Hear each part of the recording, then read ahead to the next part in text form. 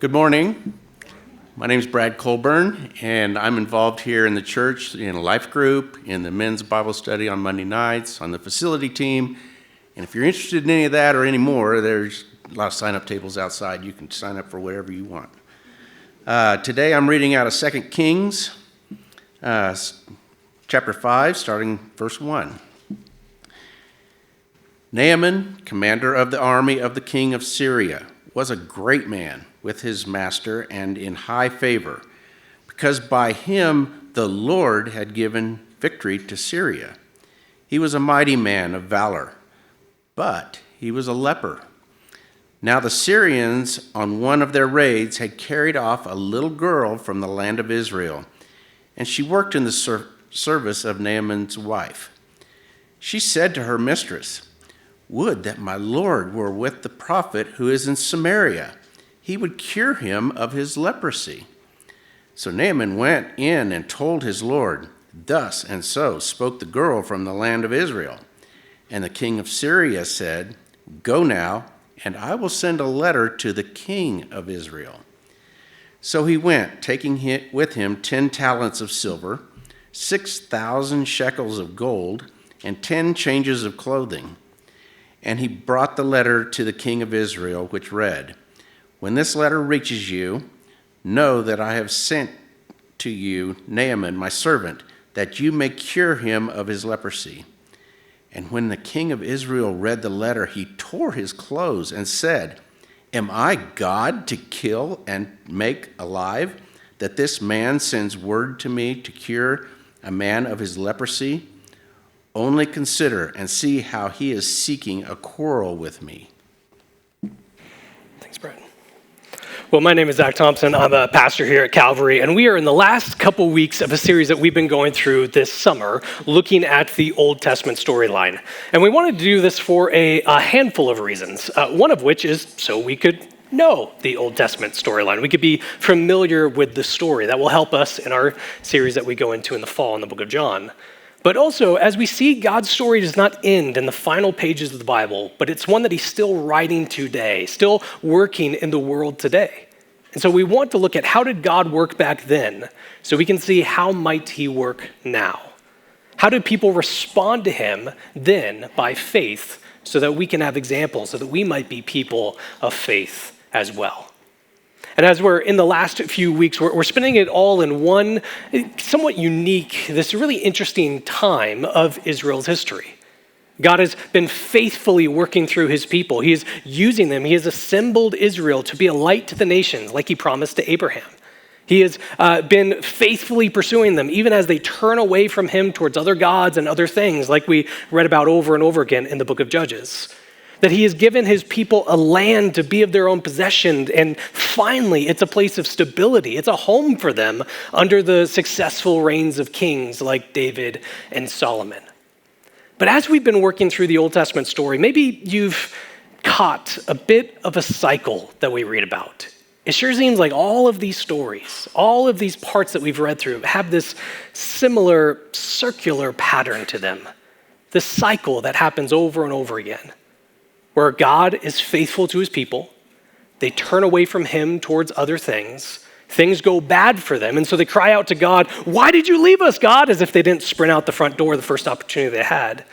And God is faithfully always there to make things right for them again, only for them to turn away. And we've seen this cycle over and over again throughout the Old Testament.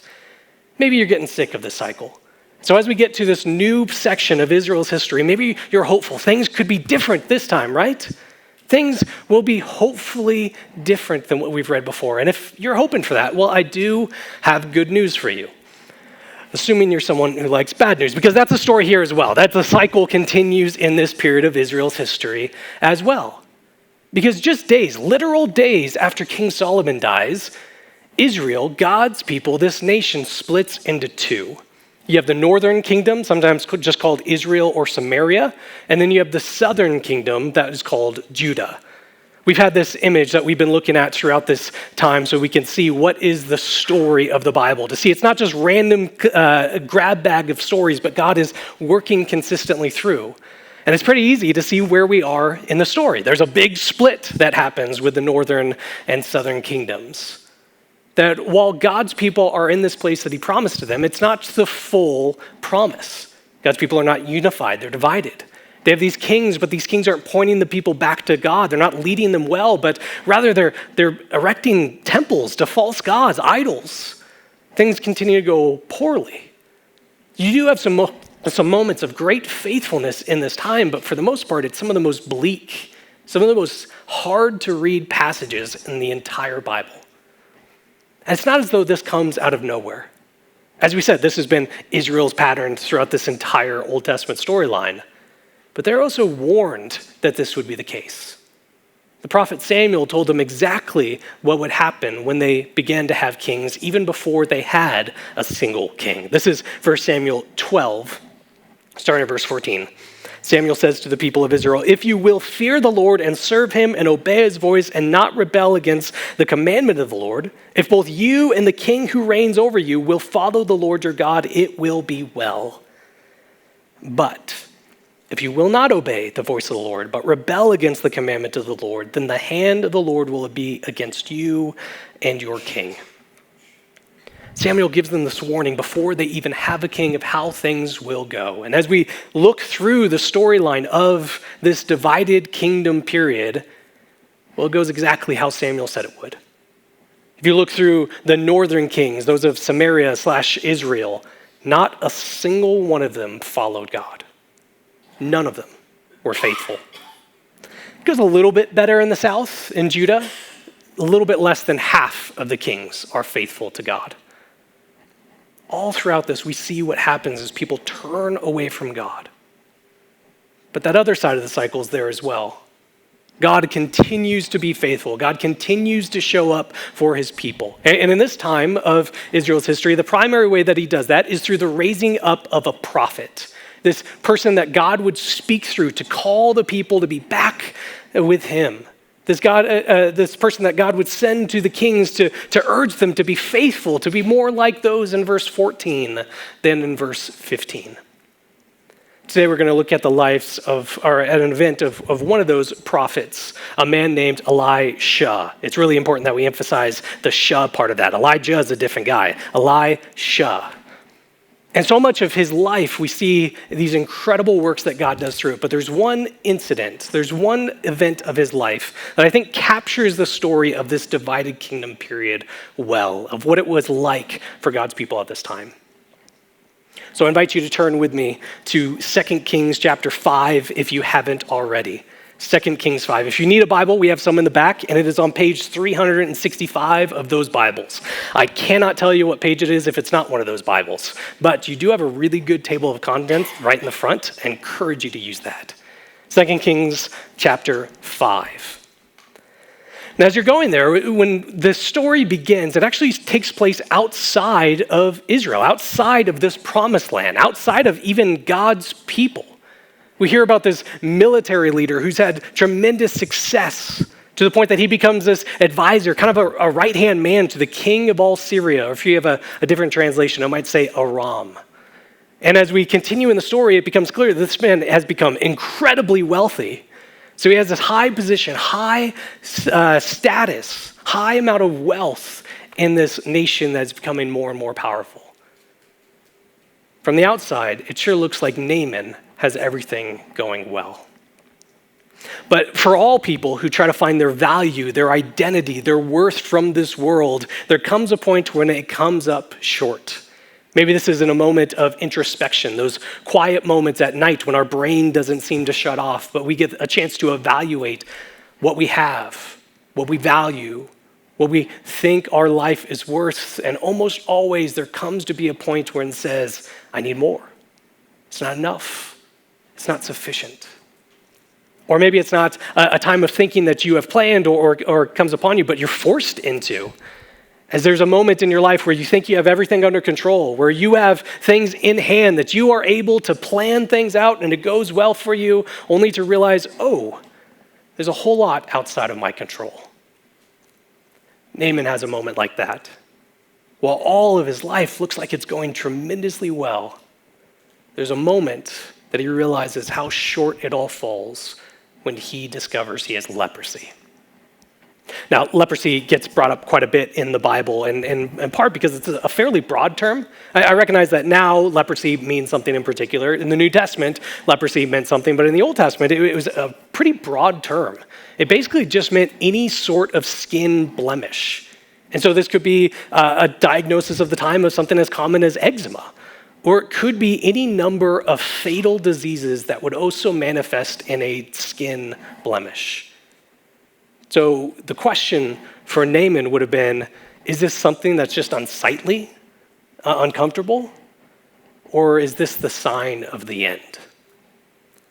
Maybe we could understand this a little bit ourselves, or someone that we know might have discovered a spot one day, either something growing on us or in a test result, a little blip that occurs. There's always those questions in the uncertainty of the time of, did we catch it in time? Is it just going to stay like this? Or am I about to be told if I have years, months even left? Well, whatever it was for Naaman, whatever this disease would have meant for him, it was certain to be untreatable in his time. That is until unlikely news comes from an even more unlikely person. See, part of Naaman's role as this military leader is he would go and lead raids on lands of his enemies. And one of his enemies was the nation of Israel, of Samaria. And while they were there, they captured plunder, and that included a little girl who they brought back enslaved and made to be the servant of his wife. And when this girl hears that Naaman has leprosy, there's no celebration. There's no jumping for joy. There's no saying, yes, he got his. This is what he gets for taking me away from my home. There's just the recognition that something like this is not impossible, that the term untreatable is not within God's vocabulary. She is certain of the fact that there is a God in Israel. This is what we read in verse 3. 2 Kings 5:3. It says, she, this little girl, said to her mistress, would that my Lord were with the prophet who is in Samaria. He would cure him of his leprosy. It's a sign of Naaman's desperation that he hears of this healing and he snaps at the opportunity. I mean, he could have easily said, who cares if there's a God in Samaria? I have beaten Samaria. Who cares if they have some prophet there? We've demonstrated our superiority over them. What could he possibly do for someone like me? And when he hears that healing is possible, he goes right for it. He gets permission from his king to go and visit Israel. And while he's traveling there, the technical term for it is he brings a lot of money, like a lot of money for the time. Because that's what you're supposed to do, right? You hear that someone might be able to offer you healing, so you are going to do whatever you can to make sure that you show you're worthy of it. There's a God in Israel, there's a prophet who can heal. Well, name your price. Nothing will stop me from getting this. He also does what you're supposed to do by going to the king. I mean, if there's some great prophet in the land of Samaria, clearly he's going to be in the palace because the king is going to want to have direct words from his God to know what to do, or at least appear like that to the people so everyone knows, well, this is God's king. But like all the kings of the northern kingdom, that was not on his mind. He had no expectation for God to show up, no expectation to hear from God, no desire to be around this prophet at all. Everything is by his power, his might, what he can accomplish. He is king after all. Why would he need to hear from anyone else? And we capture this a bit when we see his reaction as Naaman approaches him. That when Naaman hands him this letter from the king asking for Naaman to be healed, the king loses his mind. Am I God? How can I possibly heal him? What am I supposed to do? What can I do with my power and ability to do this? He has no expectation for God to work. He thinks it all rests on him. And he thinks that this is a trap, actually. He thinks that the king of Syria has sent Naaman to him as a test for him. Heal my servant Naaman. Otherwise, well, you're going to have some problems with Syria. And in the desperation of thinking that it all falls on him, this king has no other response than to fall down and tear his clothes. This was a common Jewish practice that we would see, especially in times of mourning or despair or sorrow, that Jewish people would tear their clothes as a sign of contrition. It actually happens quite a bit during 1st and 2nd Kings, during this period of Israel's history that we're looking at. More often than not, it was in those faithful southern kings, in the moments that they realized how far gone the nation was, how far the people had drifted, as they look around and see child sacrifice and hurt, when they recognize that we as Israel were meant to be a light to the nations, but we just look identical to the nations. In those moments, they would tear their clothes. It happens quite a bit during this period. Seems like the only people who had a good time during the reign of the kings were those in the garment industry. When when Elisha hears how the king reacted to Naaman, he sends a message to him. And essentially it comes down to, why are you tearing your clothes, bud? Send him to me. There's a God who works. It's such a great reminder that God raises up people to point us back to him. That Elijah was here to see a king in his faithlessness and remind him of the God who works. That all of us, every single one of us here, cannot possibly go through the Christian life by ourselves. There's no expectation, there's no possibility of living the Christian life on our own, nor is there an expectation to. Instead, God raises up people who know us, know what it looks like when we start to drift, know the patterns of our lives when we start to turn away, who can then call us back, point us back to the God who's always there, always faithful. So whether you have people that are around you in a group or a part of a study that you're in or who just know you, who are part of your life, we need those people God raises up to point us back to him. And if you are sitting there thinking, I don't have that, well, you are here on a very good Sunday. Because it happens to be an event that we call our Connect and Serve Expo. That's what all those tables were out there. That's why you had to get your donuts outside. It's a great way to find out, where might I find people who God will raise up to point me back to him. That's what Elisha was for this king who calls for Naaman to be sent to him. And so Naaman starts to travel out to where Elisha is. And he brings with him this whole entourage that's traveling with him, with all that money, all the people to take care of it, all of these servants who are with him, with all the pomp and circumstance of someone of his position. Like, you just look at this traveling party and say, this is a guy who has glory. This is a guy who has honor. This is a guy who has status in the community. You can just look from the outside and see this guy, whoever he is somebody. And as he starts to travel to Elijah, he stopped. A messenger has been sent to him. Naaman's not really at the point of his life that he deals with messengers. He's come to see a prophet. He hears that this guy might be able to heal him. He's going to see Elisha. Someone like him doesn't get stopped at the door. But actually, that is the end of his traveling, because the messenger was sent with the way that he will be cured. It wasn't just a greeting party. It wasn't just saying hi. He was saying, you don't need to keep going to Elijah. Here's all you have to do and you'll be healed. Go to the Jordan River, bathe yourself 7 times. That's it. Well, that's a step too far for Naaman. 2 Kings 5:11. But Naaman was angry and went away saying, behold, I thought he would surely come out to me and stand and call upon the name of the Lord his God and wave his hand over the place and cure the leper. See, Naaman had expectations to how this was supposed to go. He knows how he usually is treated, and he expects this to go in line with that. Not being stopped at the door by the messenger, but to actually see the guy. I mean, he's Naaman.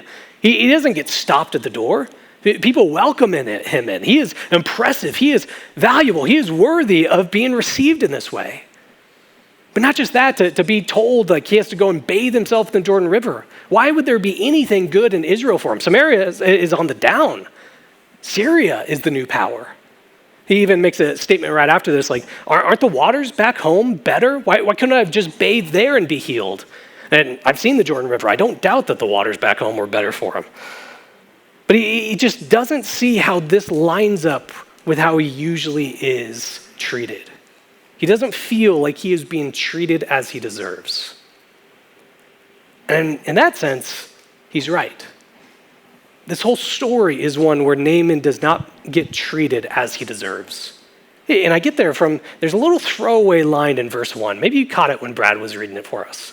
Just a little aside in there. We hear about how Naaman was successful in battle. And that's what led to him being raised up to this position as an advisor to the king. That's what led to him having all of this money. That's what led to him having all this glory and honor and wealth and status in his community. All of it goes back to the victories that he had. And a little verse thrown in verse 1 that says, the Lord had given him that victory. Him. This outsider, this proud man, this guy who doesn't even know God, has everything that he does because God had given it to him. No, he has not been treated as he deserves. But still, this experience goes different than he expected. He expected to see Elijah, first of all, and that he would do something impressive, something that matches the worthiness of someone like Naaman, to do something with his hands, to wave it over the spot, to be healed. But when he hears of what it is, well, he's just going to head home instead. Verse 13. But his servants came near and said to him, my father, it's a great word the prophet has spoken to you. Will you not do it? Has he actually said to you, wash and be clean? This is actually a really difficult verse to translate. Maybe if you have a different translation than the ESV that we use, it will read different. The other way that it gets translated is, they say to Naaman, you were willing to do a difficult feat to be healed. You were willing to do whatever it took. You were willing to do something much more difficult. Has he really just said, wash and be clean? Why were you less willing to do what is easier? The idea being, Naaman, you were willing to prove that you were worthy to receive this healing. You were willing to prove that you deserved to get it. You're willing to do whatever it took to do this. Money's not an issue. You will throw it at it until the problem goes away. If you need to do some difficult feat, some challenge to accomplish this, well, you were willing to do that. Elijah says, slay a dragon, I will slay a dragon. I need to travel to some isolated, lonely mountain to find some rare flower that's going to be part of the cure. I will do that as well. I need to travel to Dagobah and fight some version of Darth Vader in a hollowed out tree. It actually becomes a process of self-discovery. I will do whatever it takes to prove my worthiness to receive this treatment, that I deserve it. And these servants say to him, all he said was wash and be clean. Why are you unwilling to do that? And this seems to convince him. Verse 14. So he went down and dipped himself 7 times in the Jordan. You got to imagine what that scene is like. We know this whole entourage that he brought, all of these people out with him, and here he is in the Jordan, bathing themselves once, twice. They're all looking at him expectantly. 3, 4, 5. This is so ridiculous. Nothing's going to happen. 6, 7. And his flesh was restored like the flesh of a little child, and he was clean. None of this went the way that Naaman was expecting. And he was told of this way that he was going to be healed, and it's ridiculous. It sounds so ridiculous, and it truly was. I mean, so many people would have bathed in the Jordan River, and yet we know there were other lepers at the time. Because the point of this is not the water. The point of this is not the treatment. The point is not Naaman's willingness to do anything.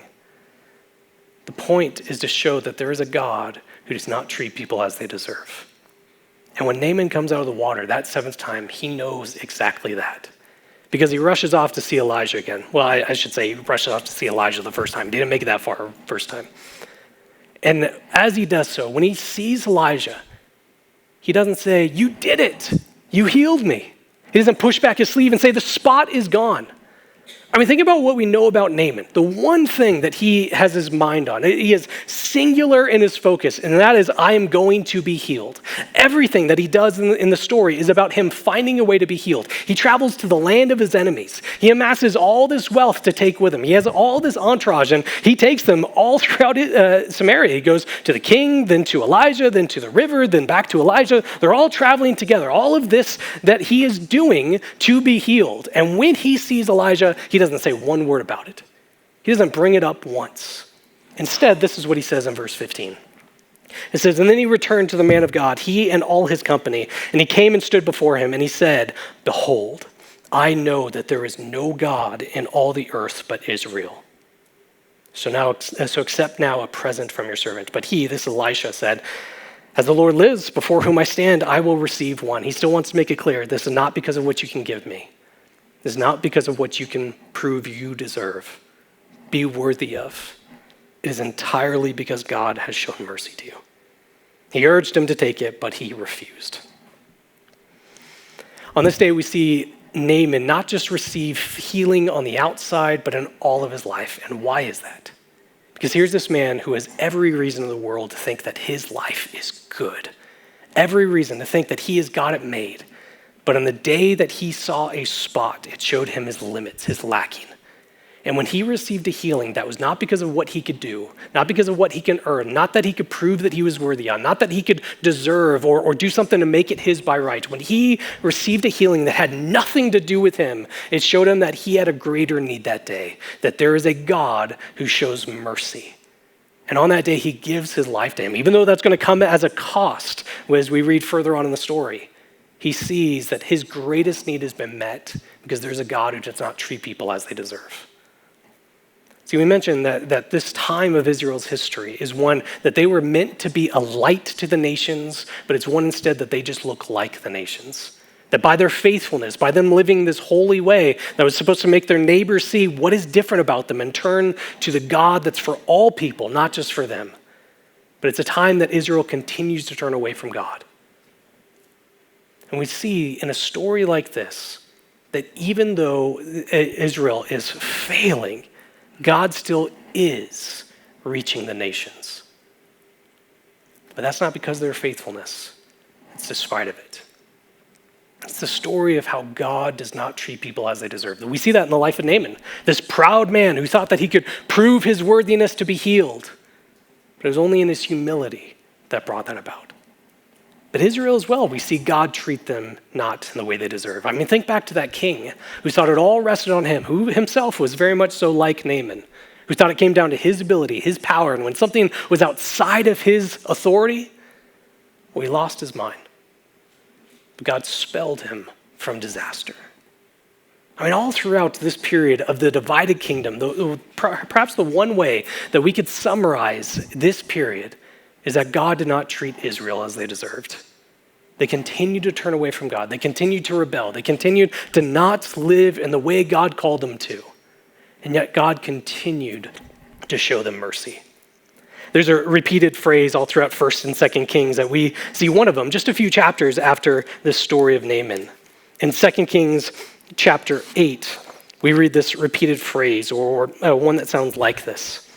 Verse 19 says, "Yet the Lord was not willing to destroy Judah for the sake of David his servant, since he promised to give him a lamp, a guidance, a future. Promised to give him a lamp to him and to his sons forever." See, God made promises to his people, and he will keep those promises even if they do not. God promised to protect and guide his people, and so he will keep that promise even as they look towards other things for fulfillment or purpose. God promised to always be with his people, and so he will keep that promise even as they are desperate to run away from them. All throughout this, God does not treat Israel as they deserve. I mean, even as we get to the end of this story, the end of the divided kingdom, which ends with both of them going off into exile, conquered by foreign nations, we might be able to say, well, this is it. God's finally given them up. God's finally punishing them in the way they deserve. He's washed his hands of them. He's going down plan B. No. All throughout the time in exile, God continues to say, I'm with you. I've not left you. I've not forsaken you. I will bring you back home. God does not treat them as they deserve. So as we look at how did God act then, so we can understand how God acts now, we see that truth to be the same. God does not treat us as we deserve. And we talked about that cycle that we read about all throughout the Old Testament that we get a little bit tired of. Well, one of the reasons why we might be tired of it is because it sounds awfully familiar. That when I look at my life, it begins with God being faithful. And then I turn away from him. And things go difficult. Things become hard. And so I cry out to God, God, where'd you go? Only for me to recognize he's always been faithful, always been there. And things go well again until I turn away. It sure feels like a familiar story. See, all of us have a moment like Naaman when we look at our life and see a spot. Maybe not a literal spot, but something that's a lack, something that feels like it's missing in our life. Maybe isolation or despair or loneliness. Maybe it is a physical ailment. Or maybe it's the recognition that we have been on quite a cycle. That it's not just a spot, but it's what's been talked about for throughout this story. It is a life of rebellion, a life of sin, often described as we are spotted. And when we think about how Naaman was healed on this day, well, it makes me think of how we too have been saved.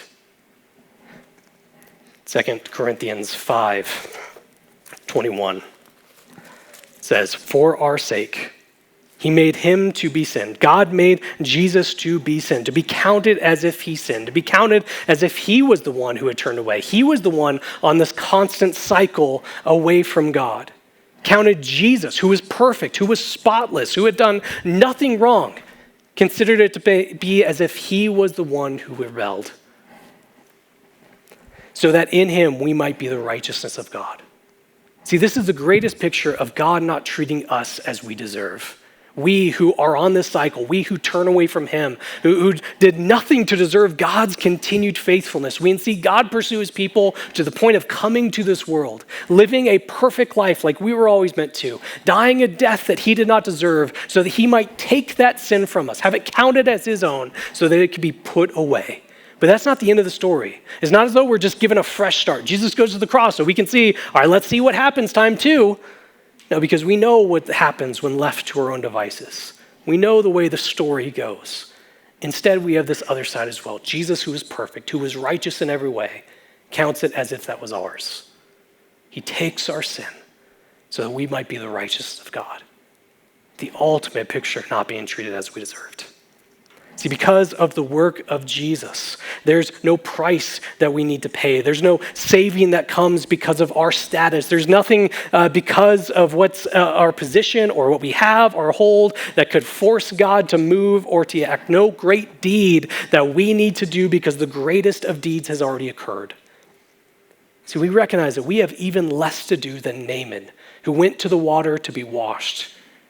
But because of the work of Jesus, you and I have already been made clean, made whole, complete, without blemish.